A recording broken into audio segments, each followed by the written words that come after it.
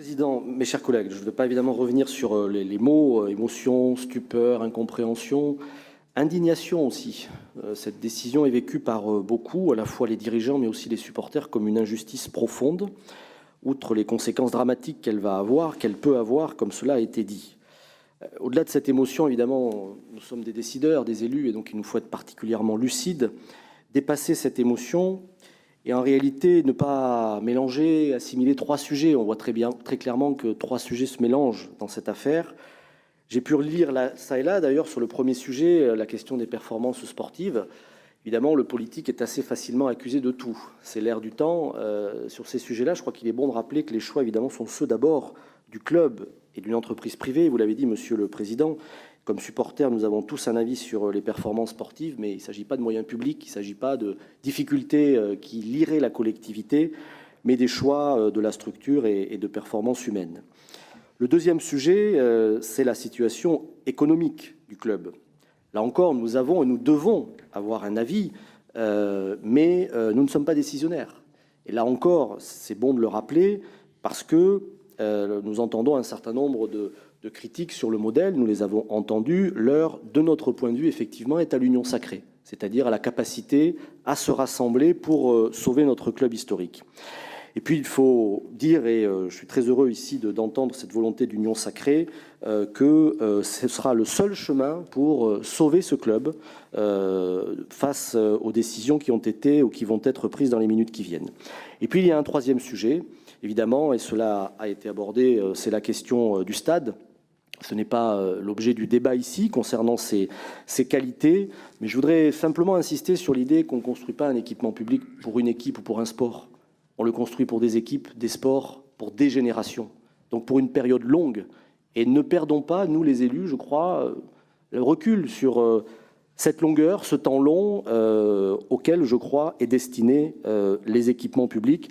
Et je voudrais vous remercier, Monsieur le Président, des mots que vous avez pu avoir dans la presse. Je vous cite, il n'y aura pas d'impôt girondin. Si le club descend en amateur, il faudra plusieurs années pour remonter. Nous n'allons pas démonter le stade.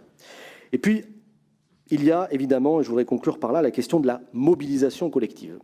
Mobilisation parce qu'il n'y aurait plus de clubs dans le Grand Sud-Ouest, dans notre région, en Ligue 1. Mobilisation parce que les éléments que nous avons sont un peu troublants quand même. Le manque de justification, vous l'avez dit, le fait que nous n'ayons pas de décision aujourd'hui, le fait que les éléments proposés, notamment, ont été liés à une ordonnance du tribunal de commerce qui dit que le club ne sera pas en cessation de paiement dans l'année qui vient et a le budget pour aller en Ligue 2. Tous ces éléments-là doivent nous conduire à une très grande mobilisation d'urgence. La mobilisation politique a été évoquée par mon collègue Nicolas Florian et elle doit être tenue, je crois, par les parlementaires et les chefs d'exécutif. La mobilisation populaire, à laquelle nous nous joindrons évidemment samedi, mais aussi la mobilisation financière. Ce qu'il apparaît à ce stade des débats, nous verrons la décision communiquée par écrit, c'est les 14 millions, la ligne des 14 millions qui paraît questionnée, peut-être pour de mauvaises raisons, mais questionnée par l'instance sportive ou la juridiction sportive. La proposition que nous vous faisons ici, c'est que si cette garantie n'est pas suffisante, apportons-nous, collectivité, une garantie d'emprunt ou prêt remboursable. Vous avez vous-même évoqué les 5 millions d'euros de recettes, malgré tout, que nous perdions, même si c'est encaissable par la collectivité.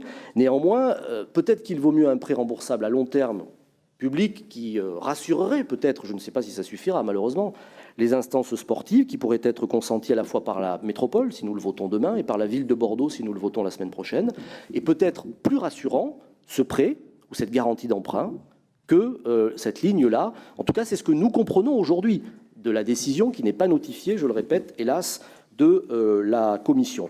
Nous avons ce devoir, je crois, de tout essayer, parce que nous avons des conséquences économiques, 300 emplois. Nous nous rappelons toutes et tous ce que nous avons fait ici pour des grandes entreprises du territoire. 300 emplois.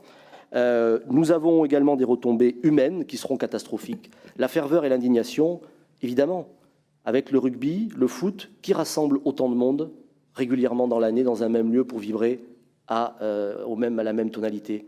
Il n'y a que ces événements-là. Aujourd'hui, régulièrement, j'entends qu'ils rassemblent autant de monde. Voilà pourquoi nous vous proposons peut-être cette idée, cette piste financière qui est tout à fait entendable et acceptable. C'est une dépense à la fois remboursable et à l'échelle de l'enjeu. Merci.